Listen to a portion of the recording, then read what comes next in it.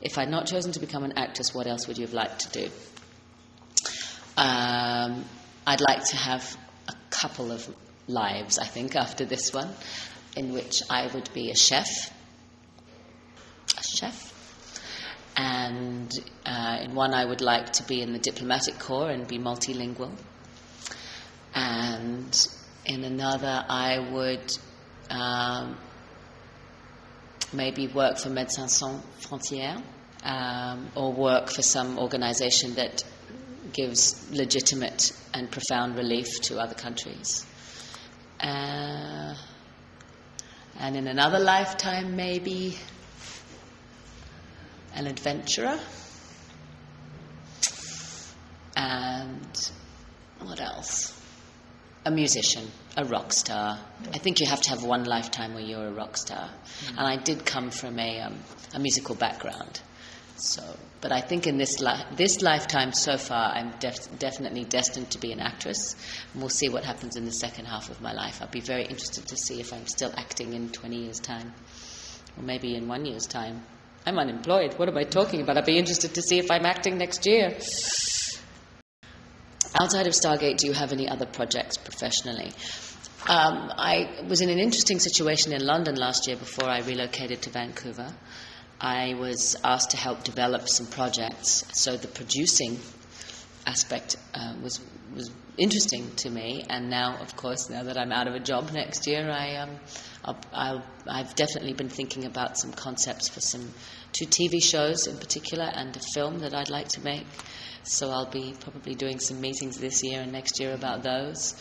And I mean, I think nowadays, especially in Australia, the industry is very quiet, and so all the artists there have to create their own opportunities. So I'm going to have to hone my skills now and become a better writer, and polish up some of those skills, my producing skills. I have to find a mentor probably, and start learning more about things behind the camera. It's very sad news about Stargate being cancelled, the series being cancelled. I know there's been discussions about movies and, whether it's theatrical movies or TV movies, and it's great news that Atlantis continues, and I think that it would be I really feel for everybody on the show, because on Farscape we worked together for 4 or 5 years and we became family, and it's what we knew and it's what we expected every day. So to have done that for 10 years and to hear that will no longer continue, I'm very sad for people that, and maybe they won't realize it until it's gone, but they, the idea of not seeing certain people every day, I think that's very tough.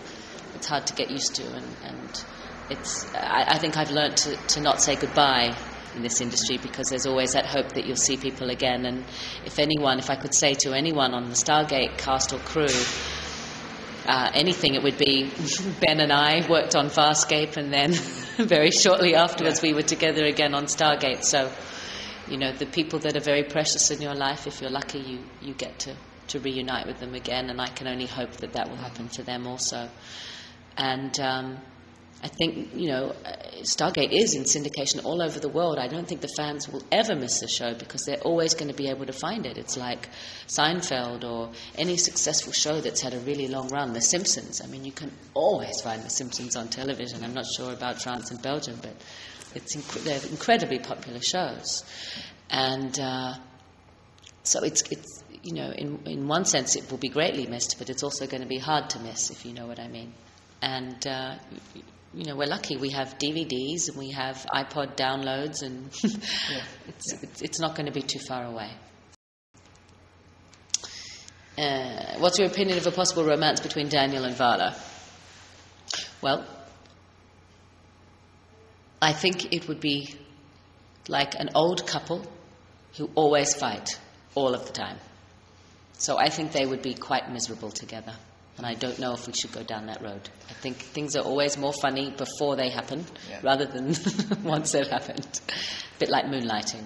And I think that's what they've always tried to reference, was that show, the chemistry between Bruce Willis and Sybil Shepherd. I think once you actually consummate the relationship, something dies. So I think much more energy if they stay away from each other. You have played in a number of sci-fi and fantasy shows and movies. Is that your favorite genre? I always loved science fiction films. Blade Runner, Aliens. That franchise, the Alien franchise, was very, I thought, interesting and exciting. Star Wars. I mean, we grew up with some spectacular science fiction movies when we were kids, and I thought, Terminator. I was always very impressed by Sigourney Weaver and Linda Hamilton. I thought they played their characters beautifully, and they presented these images of very strong women, and I hadn't really seen that before. And as a young, burgeoning sort of feminist, I thought they were interesting role models.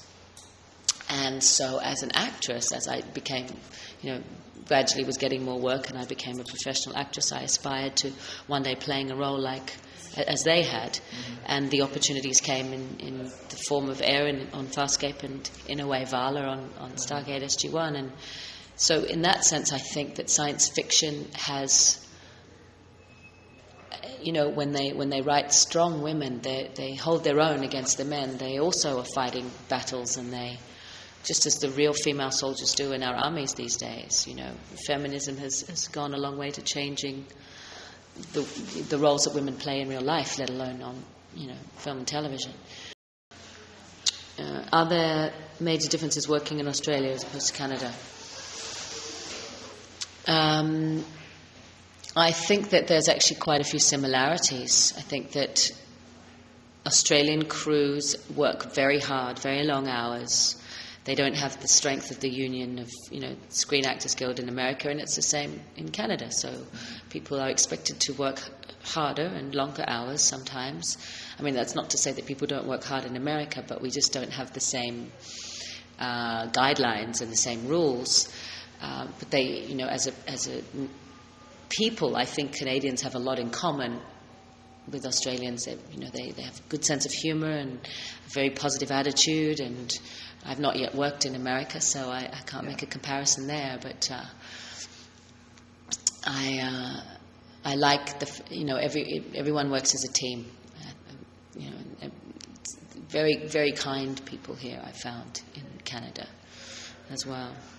Well, we were actually living in London before we relocated, and London's very busy, very difficult city to live in sometimes. I really miss it, I do. I had a great time in London when I was there, but I think that the beauty, the natural beauty of this city here in Vancouver is phenomenal, and